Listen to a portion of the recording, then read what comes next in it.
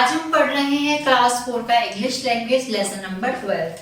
The name of lesson number 12 is interjection. It means विषम्यादि बोधक अव्यय। चलिए आ जाइए। Read the following sentences carefully. निम्नलिखित वाक्यों को ध्यानपूर्वक पढ़ेंगे। Bravo, well done my child, alas his cat is dead. चलिए अब मैं आपको बताती हूँ। इन्होंने बताया कि विषम्य बोधक अव्यय। अब ये क्या होते हैं ये अब मैं आपको इसकी एक्सप्लेनेशन देती हूँ।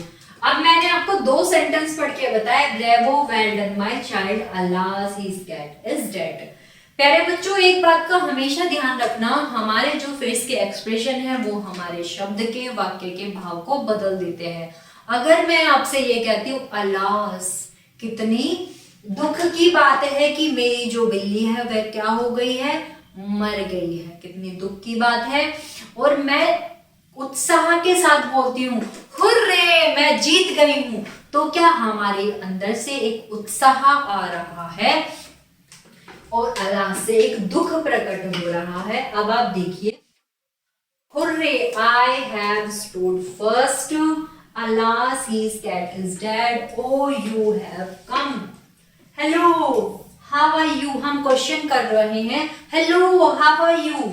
ओ शी इज इन पेन। हम एक दुख के भाव को प्रकट कर रहे हैं। ओ ये कैसी है, दर्द में है या दर्द से करार रही है।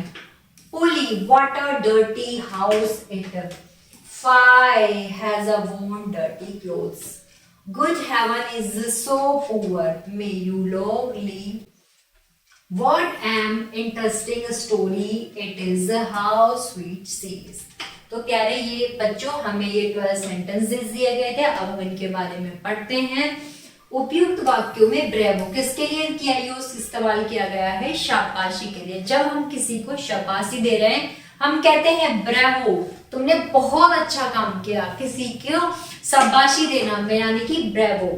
हुर्रे यानी कि प्रसन्नता। अल्लास किसका अनुभव कराता है, दुख का। ओ यानी कि आश्चर्य। हेलो संबोधन का।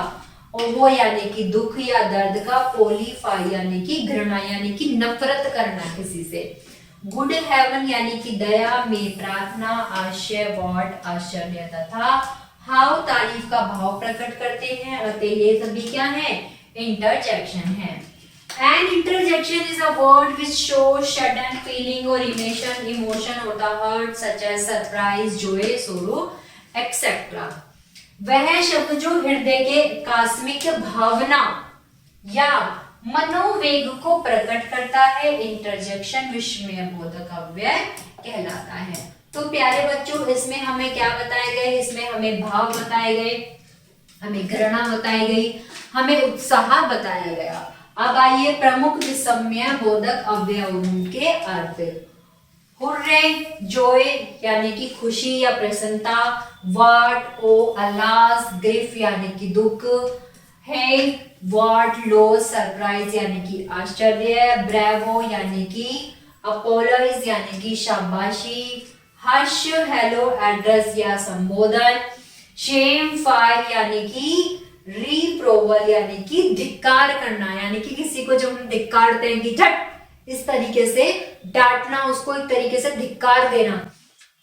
पोली यानी कि हेट यानी कि घृणा करना। गुड हेवन यानी कि काइंड यानी कि दया। हा हैप्पीनेस, प्रसन्नता। इंटरजेक्शन के पश्चात सदैव मार्क्स ऑफ इंटरजेक्शन लगाया जाता है। इंटरजेक्शन का अपना स्वतंत्र अस्तित्व होता है। सेंटेंस के अव्यय शब्दों से इनका कोई संबंध नहीं होता। अतः वह शब्द जो हृदय के तीव्र भावों को दर्शाते हैं क्या कहलाते हैं, इंटरजेक्शन कहलाते हैं। Interjection is a word which expresses some sudden feeling or emotions.